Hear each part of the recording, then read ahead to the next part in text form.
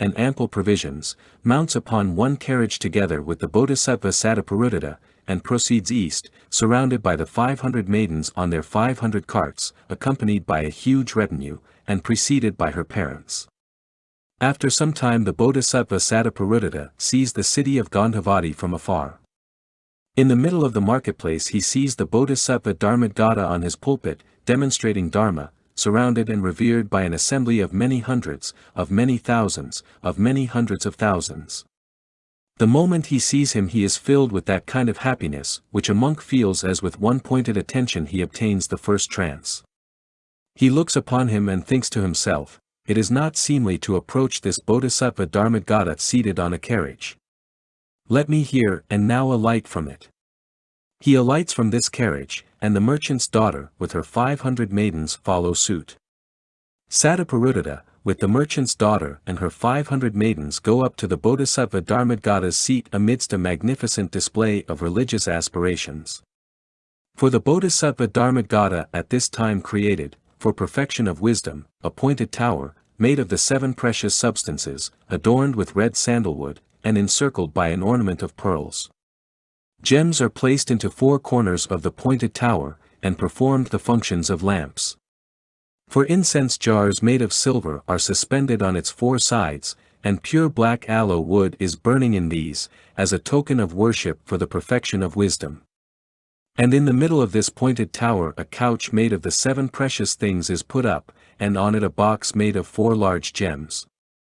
Into this, the perfection of wisdom is placed, written with melted Vidurya on golden tablets. And this pointed tower is adorned with brightly colored garlands which hang down in strips. The Bodhisattva Dharmodgata and the merchant's daughter with her 500 maidens look upon this pointed tower, so magnificently decorated as a display of religious aspirations. These see thousands of gods, with Sakra, chief of gods, scattering over this pointed tower heavenly mandarava flowers, heavenly sandalwood powder, heavenly gold dust, and heavenly silver dust, and these hear the music of heavenly instruments. Dharmodgata now asks Sakra, chief of gods, for what purpose do you, together with many thousands of gods, scatter over this pointed tower, which consists of precious substances, heavenly mandarava flowers, etc., and why do the devas up in space play heavenly music on their instruments? Sakra answered, do you not know the reason, son of good family? This is perfection of wisdom, the mother and guide of the bodhisattvas. As bodhisattvas train in this, these soon reach perfection of wisdom of all qualities, and, consequent on this, all dharmas of a Buddha and knowledge of all modes. Dharmodgata replied, where is this perfection of wisdom, the mother of Buddhas and guide of bodhisattvas? Sakra answered, the holy Bodhisattva Dharmodgata placed this in the middle of this pointed tower, as he has written this on golden tablets with melted Vidurya, and sealed this with 7 seals. We cannot easily show this to you. Here just now the Bodhisattva Dharmodgata and the merchant's daughter, with her 500 maidens, all pay worship to the perfection of wisdom, with the flowers which these brought along, and with garlands, wreaths, raiment, jewels, incense, flags and golden and silvery flowers and, one after another, these deposited their portion in front of this, for the greater honor of the Bodhisattva Dharmodgata. These now worship the Bodhisattva Dharmodgata by scattering flowers, garlands, wreaths, raiment, jewels, incense, flags, and golden and silvery flowers over him, and played heavenly music on their instruments, motivated by an aspiration to worship Dharma. The flowers now rise high above the head of the Bodhisattva Dharmodgata and form a pointed tower of flowers. And these flowers of various colors, golden and silvery, stand high in the air, as a canopy.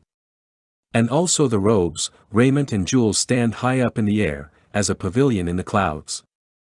As the Bodhisattva Dharmodgata and the merchant's daughter with her 500 maidens behold this wonder, these think to themselves, this is wonderful to see such wonder-working power this Bodhisattva Dharmodgata possesses, how great a might, how great an influence. So far he courses but in the course of a Bodhisattva, and now already he possesses such power to work wonders. How much more does he have after he has known full enlightenment? The merchant's daughter and the 500 maidens here feel a longing for the Bodhisattva Dharmodgata. All of one mind, these resolutely raise their hearts to the supreme enlightenment, and say, may we, through this wholesome route, be Tathagatas in this future period. May we come to course in the course of Bodhisattvas, and may we receive these very dharmas which this Bodhisattva Dharmodgata receives. And may we just so honor and respect the perfection of wisdom as this Bodhisattva Dharmodgata honors and respects this, and may we reveal this to many just as he does.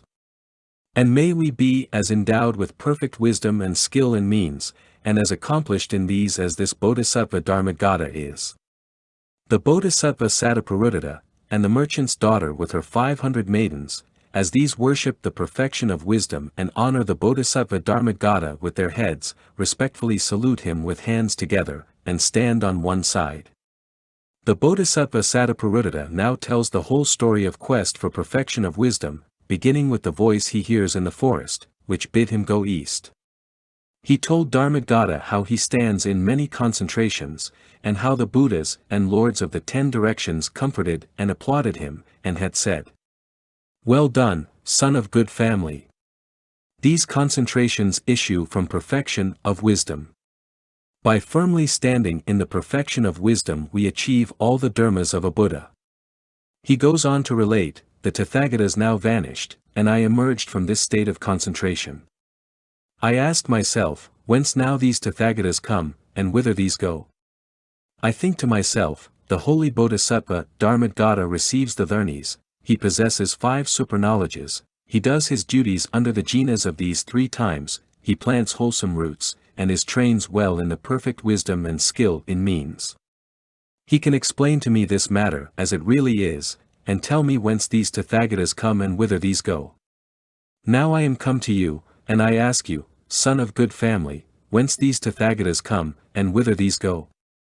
Demonstrate to me, son of good family, this coming and going of these Tathagatas, so we may cognize this, and so we may be not lacking in vision of the Tathagatas. End chapter 30.